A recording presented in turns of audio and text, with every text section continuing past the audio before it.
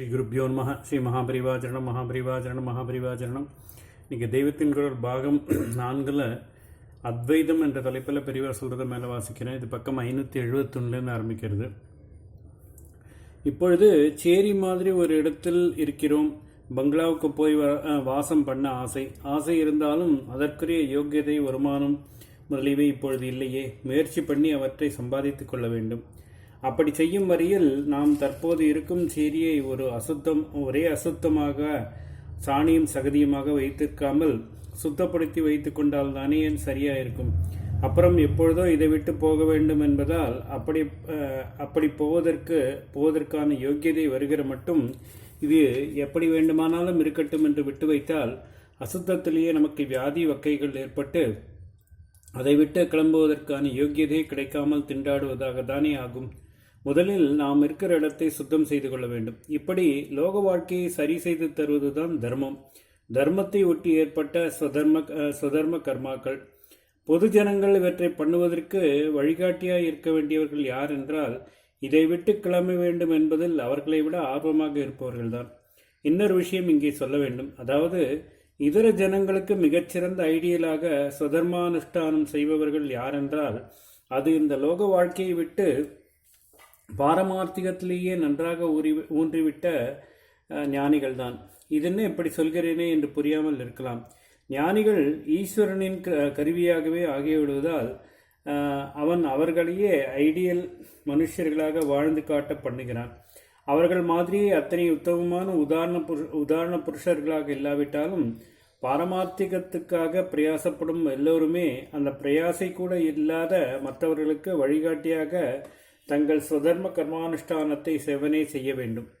இவர்களை பொறுத்த மட்டும் அந்த கர்மாக்களின் பலனில் இவர்களுக்கு கருத்தில்லை என்றாலும், கர்மா செய்வது என்பதிலேயே இவர்களுக்கு கருத்தில்லை என்றாலும், இவர்களுடைய கருத்தெல்லாம் கர்மாவும் சிந்தனையும் போன ஆத்மாவில் சேர்வதில்தான் என்றாலும் அதற்கு யோக்கியதை பெறுவதற்காகவே இவர்களும் கர்மயோகம் செய்ய வேண்டி ஏற்படுகிறது. அப்பொழுது அந்த கர்மாவின் நேர் பலன் லோகக்ஷேமத்தை விளைவிப்பதாக இருக்குமாறு பெரியவர்கள் அமைத்து கொடுத்திருக்கிறார்கள். கர்மானுஷ்டானத்தால் நல்ல சித்த சுத்தி, பக்தியால் நல்ல சிந்தனை ஐக்காக்கிரியம் ஏற்பட்ட பின் தானே கர்மா நின்றுவிடும். அப்படி அதுவே நிற்கும் நிலையில் சந்நியாசம் வாங்கிக் கொள்ள வேண்டும். தானாக நிறுத்தப்படாது. கர்மயோகம்தான் பண்ணணும். பரதர்மம் ஏன் கூடாது? இதிலே பாரம்பரியமாக இன்னென்ன பண்ணிக்கொண்டு போ என்று இருப்பதை மாற்றி இந்த பரம்பரை தொழிலை விட இன்னொன்று உத்தமமாக இருக்கிறது என்று நினைத்து அதற்கு போகாதே என்று பகவான் சொல்கிறார். சுதர்மமே பண்ணு, பிறன் தர்மத்துக்கு போகாதே என்று அவர் இதைத்தான் சொல்கிறார். சுதர்மத்திலே இருந்தாலும் கூடத்தான் அதுவே ஸ்ரேயஸ்.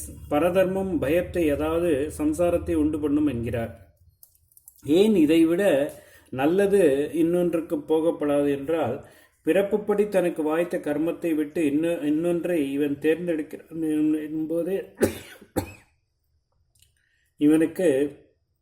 இவனுக்கு என்ற சொந்த அபிப்பிராயம், சுயேச்சைப்படி செய்வது என்பவை ஏற்படுகின்றன என்ற அர்த்தம். இப்படி சொன்னால் தனி மனசின் ஆசை வந்துவிட்டதாகத்தானே ஆகிறது. வாய்த்ததை செய்வது என்று தன்னிச்சை இல்லாமல் செய்வது போய் இவனாக ஒன்றை விரும்பி தேர்ந்தெடுக்கிறான் என்றால் சாய்ஸ் வந்துவிட்டது, ஆப்ஷன் வந்துவிட்டது என்றால் கூடவே கூடாது என்று ஒழித்து கட்ட வேண்டியதான ஆசைக்கு இடம் கொடுக்கிறான் என்றுதான் அர்த்தம்.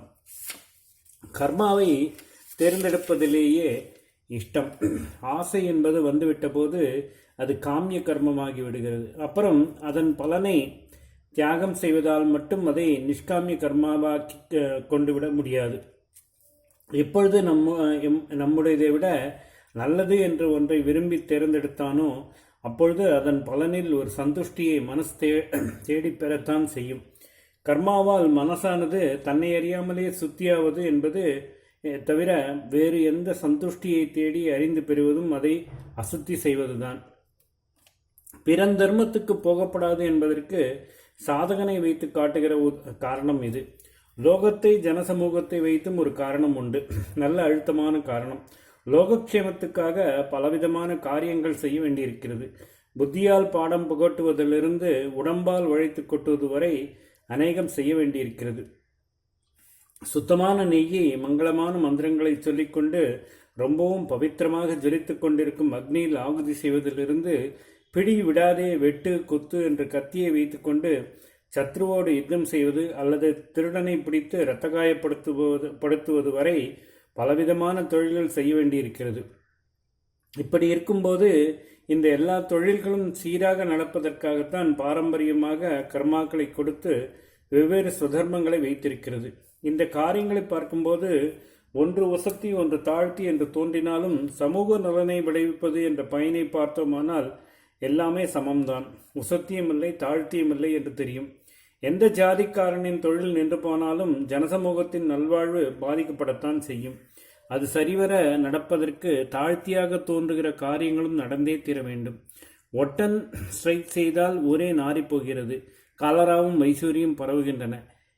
இதிலிருந்து சமூகத்தை காத்து ரட்சிக்கும் காரியத்தை அவன் செய்கிறான் என்னும்போது அவனுடைய அந்த சுதர்மம் எப்படி தாழ்ந்ததாக இருக்க முடியும்?